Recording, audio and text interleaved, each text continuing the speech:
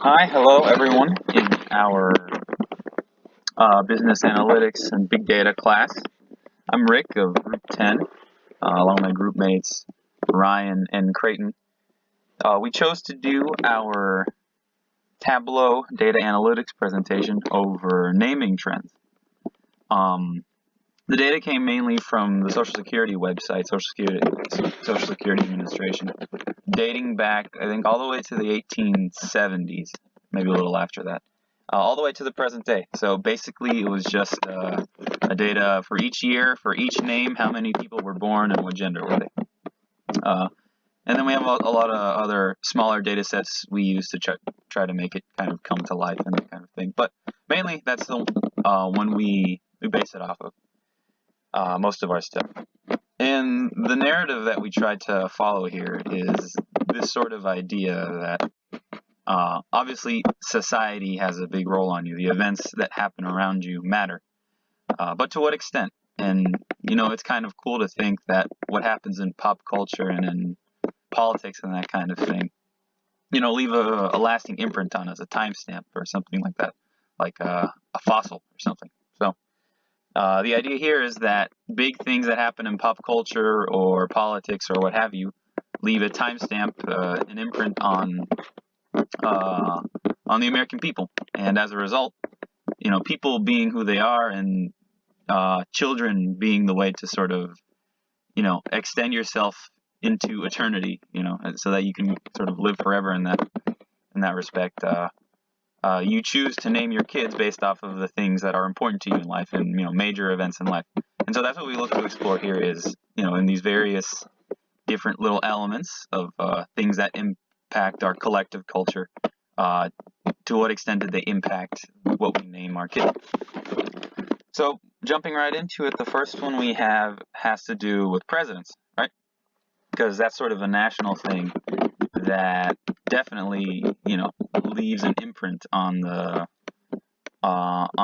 American imagination. And this first graph here kind of illustrates that. This is the president that won the election in the corresponding year.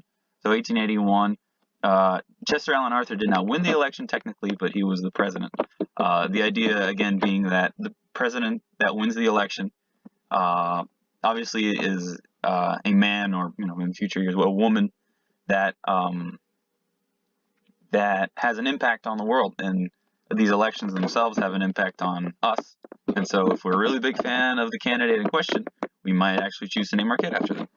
So, the name Chester, for example, in 1881, had an impressive spike. 63% is a lot. It's a rate of change from between 1881 and 1880. And it's an impressive spike because normally you would see on average a rate of change in a name of it would be around the same as the population growth rate. So as high as 3% would be the average, but normally about 1%.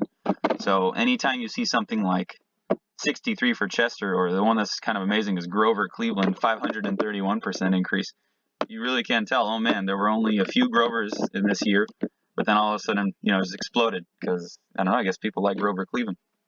And you find that's a pretty consistent trend throughout time. Woodrow Wilson, first time was elected, increase of 1,400%. Looking at some other ones, FDR, he was elected in a landslide because of the Great Depression.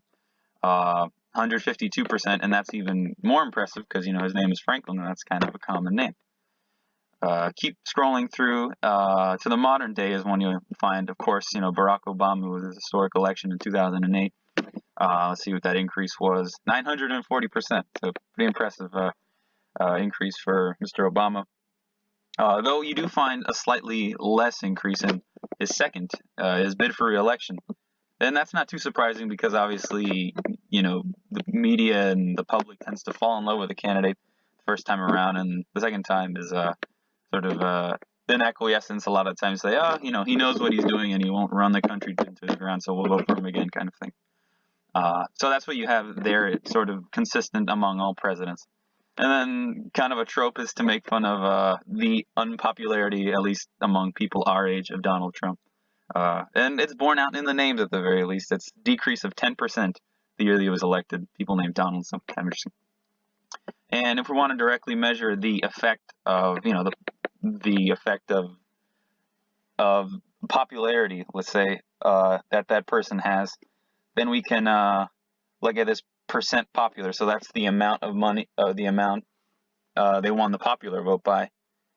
And you can tell that it is positively sloped. So in other words, the more you won the popular vote by, the higher the rate of percentage changes in your name.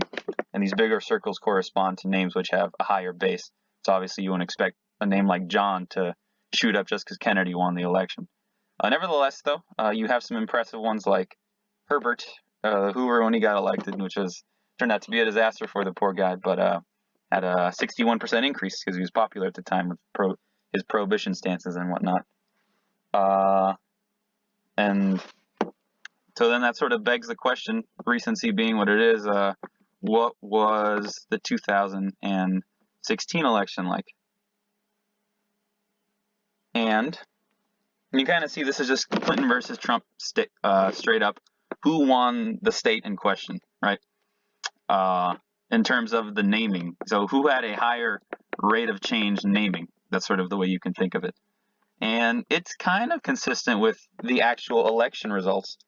With, an exception here in the Southeast.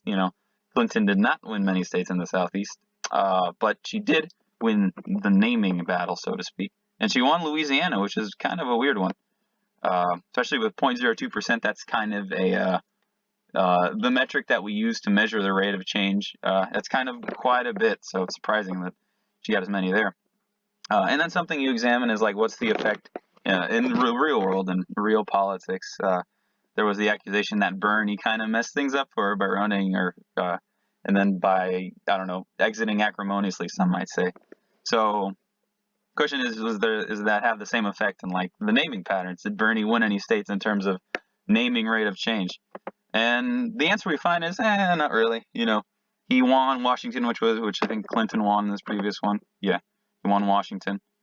So he stole that from her, quote unquote. But he also stole an equal amount from Trump. So as far as names go, we can say that Bernie was just your typical third-party candidate who took equally from both sides. So that's our little dive into the presidency. Now we have a little bit on sports rivalries. So these are just picking out a few, right? There are a lot you can do. I just singled these out. Shaq versus Kobe.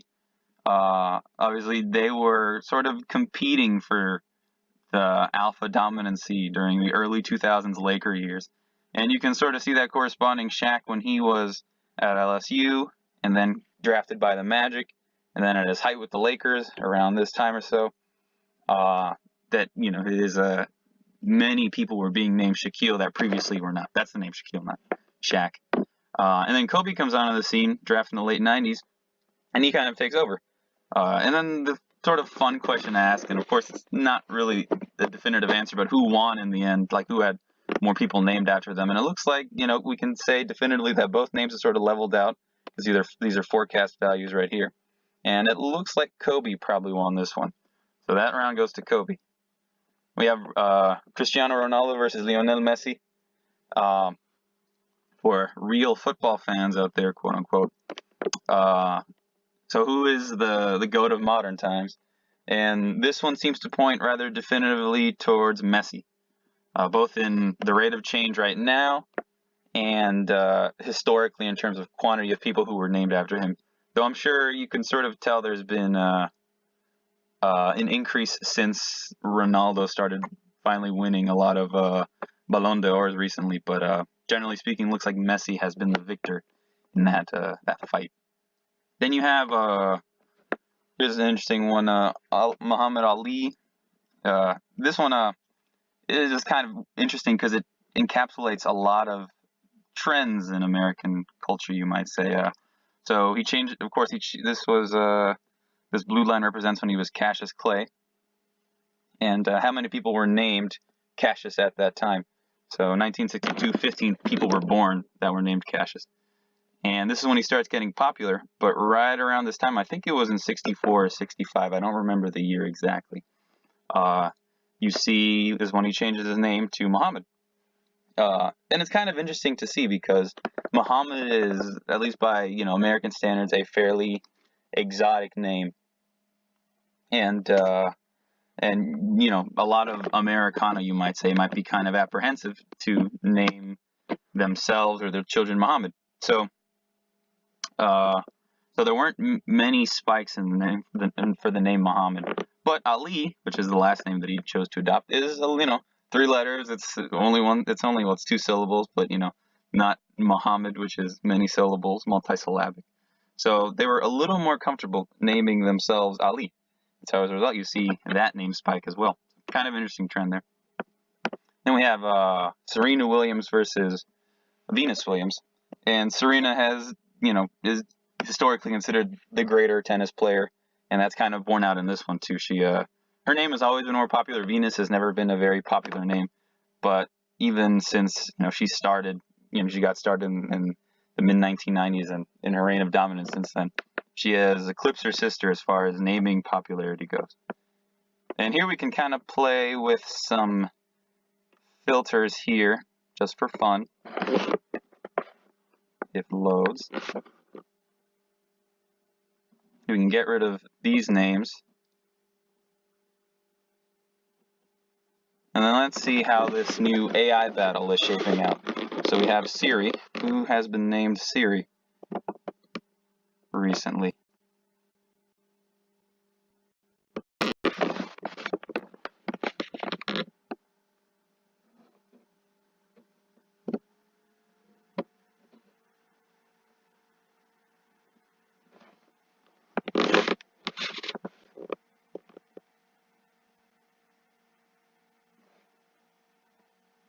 Alright, this is taking a little longer than anticipated, so I might just cancel. It's not that interesting. Alright, so let's try it again just in case. And I'll zoom in on the years a little. Check out what Siri's been doing since 1968.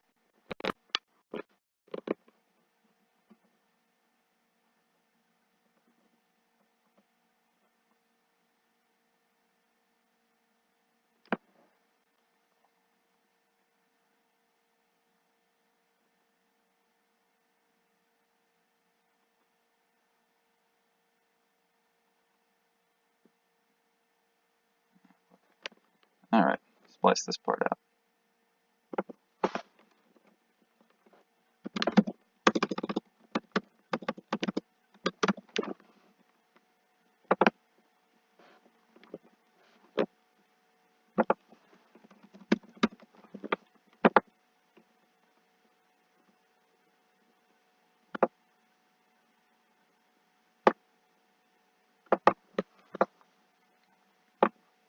Alright, so then the next foray is diving deeper into a particular sports icon that was particularly impactful in a region, and that is, of course, Peyton Manning. Really popular in like the Midwest and a little further west when he moved to Denver. He got signed by the Broncos. Of course, if only the name Tom or Brady or Thomas were a little less popular, this might be a more interesting study for the real GOAT. But we'll have to make do for now with, secondary GOAT and Peyton Manning, though I have a ton of respect for him. But we need to be truthful when assessing who the real GOAT is. In any case, you can kind of see the correlation between the quantity of people in all of the U.S. Who are male named Peyton correlates pretty strongly with the number of passing yards that Peyton Manning had. So kind of interesting, an interesting trend. The better Peyton Manning does, the more people are likely to name their kids after him. That could be tested a lot of different ways, and this is a very naive hypothesis, but just a first observation that is interesting. And here we have a little bit of graphics, which is fun stuff. So you'll see you can kind of track Peyton Manning's his journey in professional football and collegiate football, and tell how it was always the states where he lived or where he played that had the highest percentage changes of increase in people named Peyton. In other words, he may have caused it in those states. Take a look here. So scrolling through, 94, 95 he goes to Tennessee, has an okay freshman year, then he does very well as subsequent 3 years, and then he gets drafted by the Colts first overall, horrible rookie year. Then 2000 has a good year. Just keeps getting better, honestly, until 2006, which is his apex. That's when he wins his first Super Bowl with the Colts. Then you keep going. Starts going down a little. 2009, 2010, 2011, which you'll see there's a gap, of course. 2011, he had an injury. So real dwindling Peytons at that point. Then he moves to Denver, to Colorado, and that's when we get the change in locale. And it seems like Colorado never quite adopts him as his own, unfortunately. The rate of change for the name Peyton just never that enthusiastic there. But it's interesting to